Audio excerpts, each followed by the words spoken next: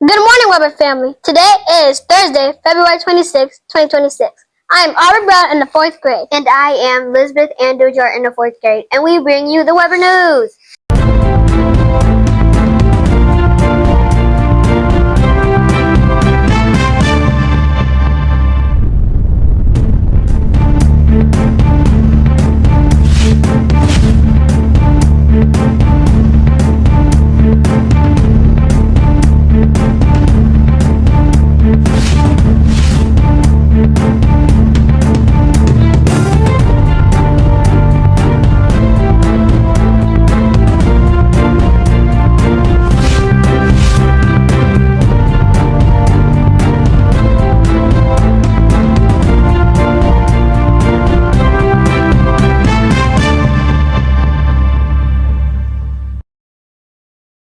The character phrase for February is take ownership.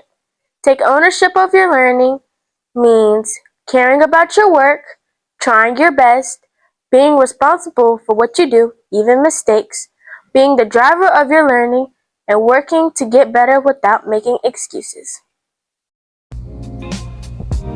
Please stand for the Pledge of Allegiance, followed by the Weber Pledge in a moment of silence.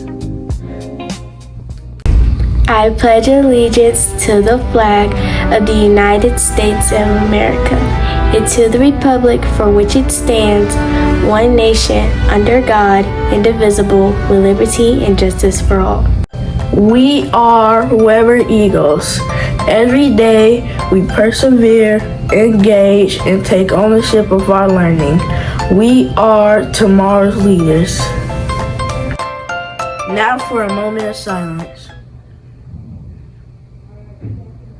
Thank you. You may be seated. Persevere. Persevere means never giving up. Keep going until you reach your goal. Engage. Engage means stay focused on your learning. Manage distractions. Take ownership.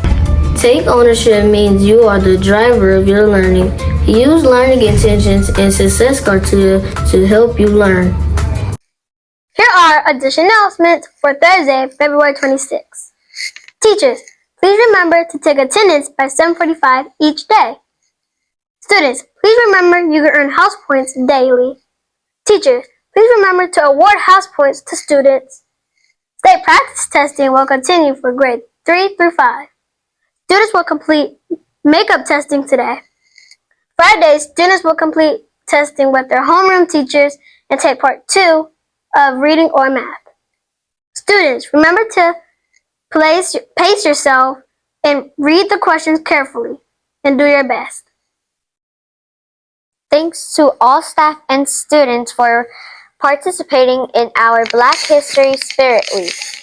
Thanks to all staff for wearing their HBCU or college shirt today. Today, our 4th grade students will attend the science fair.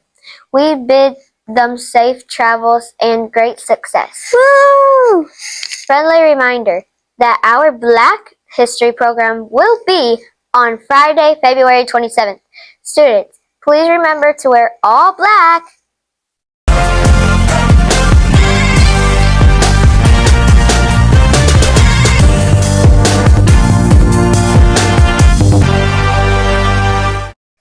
Lunch for February 26th is lazy chicken, broccoli, and fresh blueberries.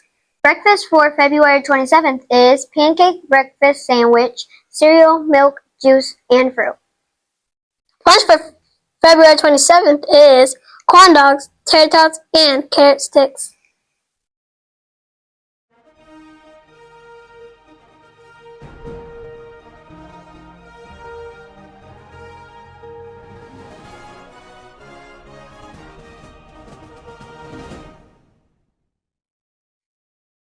We have birthday recognitions for February 26th.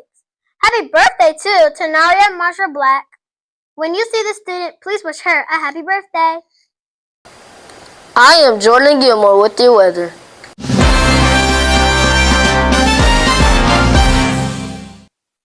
Weather for Thursday is cloudy with some rain showers, High 65 degrees Fahrenheit, winds 10 to 15 miles per hour, chance of rain 90%.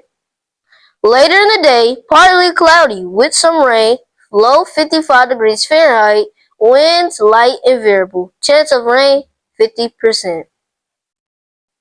Weather for Friday is overcast with some rain showers. High 59 degrees Fahrenheit, winds light and variable, chance of rain 60%. Later in the day, cloudy skies, low 50 degrees Fahrenheit, winds light and variable. Hello, Eagles. My name is Dr. Russian, and I will be coming around to your classrooms to ask you some questions. My first question is, what are you learning? When I ask you what you're learning, I want you to tell me your learning intention. For example, today I am learning to count. The second question will be, how will you know when you have learned it? For example, I know I've learned it when I can count to 20 by myself, name the number, write the number, and show the number with objects. The third question will be, how do you use success criteria to help you learn? For these last three questions, the answer will always be the same. For this question, you use success criteria as a checklist or a guide. My next question will be, how do you use success criteria to help your friend learn? The answer to that question is as a checklist or guide to give feedback, and feedback helps us grow. My final question is, what makes a good learner? Here at Weber, what makes a good learner is persevere, engage, and take ownership of your learning. When I come to your class, I want you to be able to answer these questions. The first two are going to change depending on what you're learning. So for the first question, I need the learning intention. The second question, I need the success criteria. The last three will always be the same. How do you use success criteria to help you learn? As a guide or checklist. How do you use success criteria to help your friend learn? As a guide or checklist to give feedback, and feedback helps us grow. And the last question, what makes a good learner? Persevere, engage, and take ownership. I look forward to hearing your responses. Mic check. Is this thing on? Oh. Spirit Week is almost here. Starting Monday, Weber Elementary will be celebrating Black History Month with a full week of Spirit. Monday, February 23rd, we will kick it off with Hats Off to Black History. Monday, you can wear your favorite hats, scarves, or caps to celebrate Black History Week.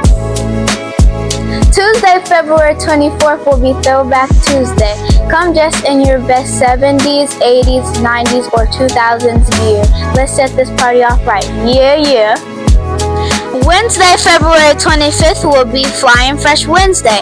Express yourself through your unique talent, style, and fashion. Be you and show your best swag.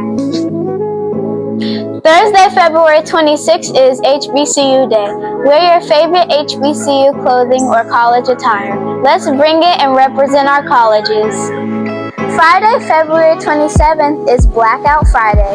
Dress in all black for our wonderful and amazing Black History Month program. Weber, we are excited to see everyone's presentations. Let's show up and show out for Spirit Week.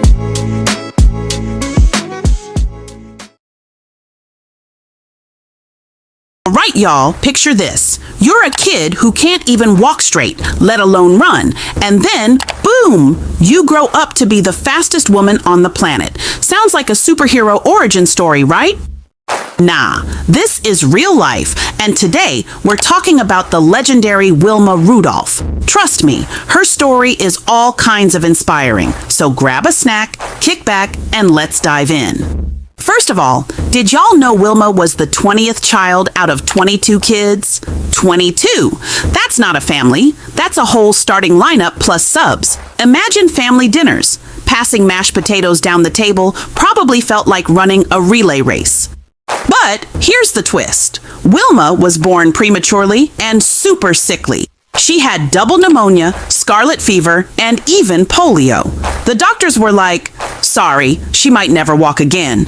But Wilma's mom, she was like, nah, y'all don't know my daughter.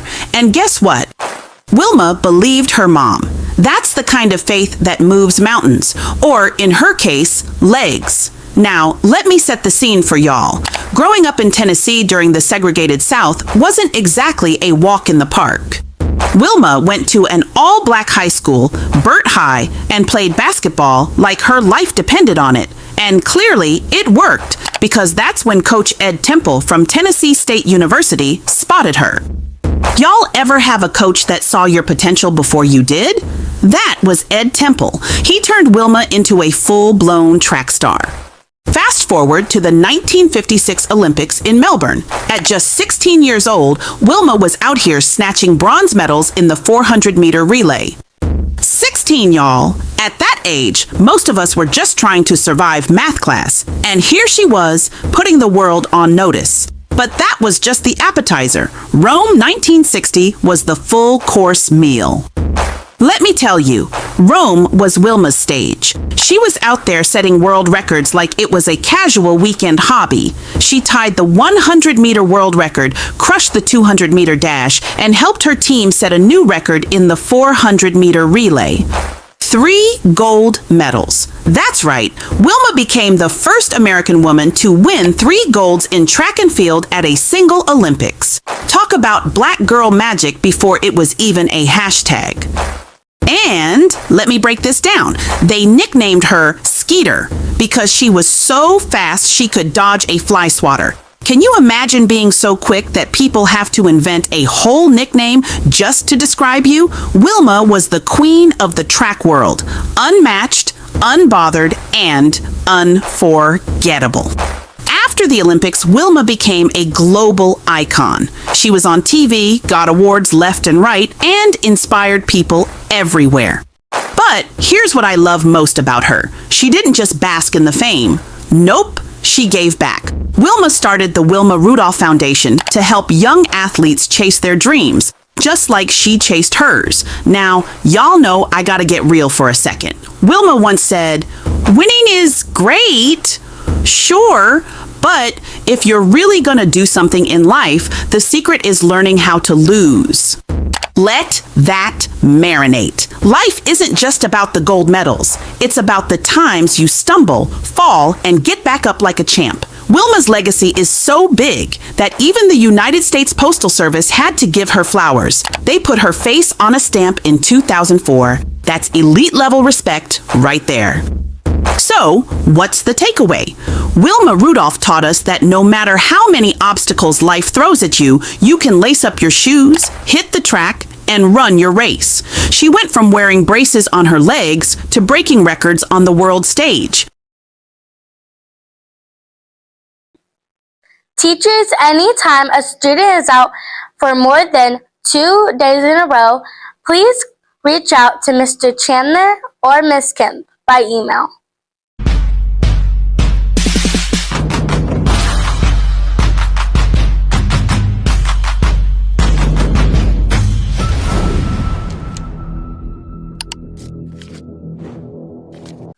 Have a wonderful Power Day and remember to persevere, Engage. and take ownership of your learning. We are tomorrow's leaders.